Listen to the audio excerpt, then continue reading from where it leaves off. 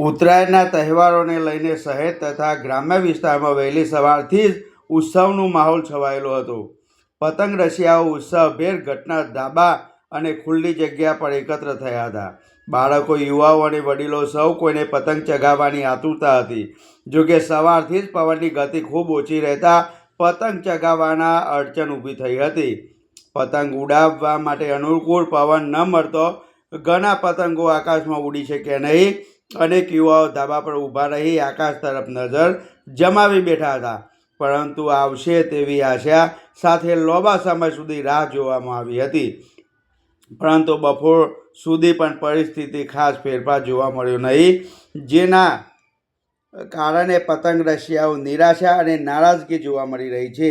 કેટલાક વિસ્તારોમાં પતંગ ખરીદી, દોરી અને અન્ય સામગ્રી પહેલેથી જ તૈયાર રાખવામાં આવી હતી, છતાંય પવનના અભાવે ઉત્તરાયણની મજા અધૂરી રહી હોય તેવું હાલ તો દેખાઈ રહ્યું છે. લોકો વચ્ચે ચર્ચાઓ થતી રહી કે બપોર બાદ પવન વધશે કે નહીં.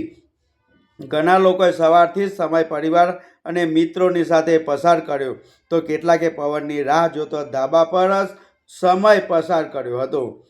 સમગ્ર રીતે જોઈએ તો ઉત્તરાયણના તહેવારની શરૂઆત ઉત્સાહભેર થઈ રહી હતી, પરંતુ પવનની અછતને કારણે પતંગ રસિયાઓની ખુશીમાં ઘટાડો જોવા મળ્યો હતો. હવે સૌની નજર બપોર અને સાંજના સમય પર છે, જ્યારે પવન વધશે અને ઉત્તરાયણની સાચી મજા મળશે તેવી લોકોની આશા વ્યક્ત થઈ છે. અમારી ચેનલને લાઇક, સબસ્ક્રાઈબ અને શેર જરૂર કરજો.